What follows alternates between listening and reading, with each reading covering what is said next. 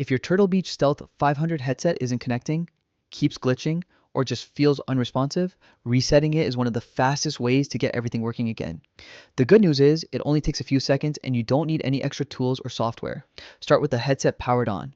The simplest reset is done by holding the quick switch button and the mode button at the same time. Keep them both held for about 10 seconds. When you release them, the headset should shut off and then restart on its own.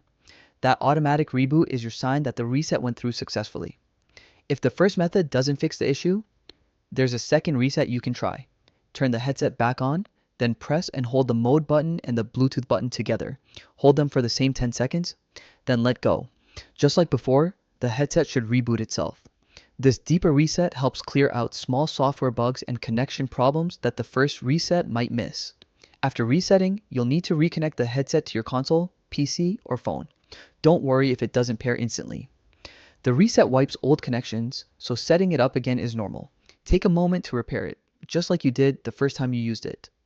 Once you're connected again, it's a great idea to check the Turtle Beach Audio Hub on your computer.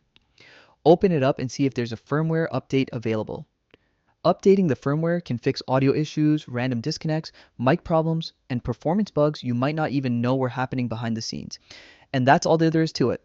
A quick reset and a firmware check usually get the Stealth 500 running smooth again.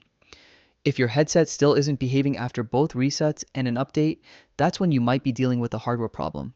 But in most cases, a reset is all you need.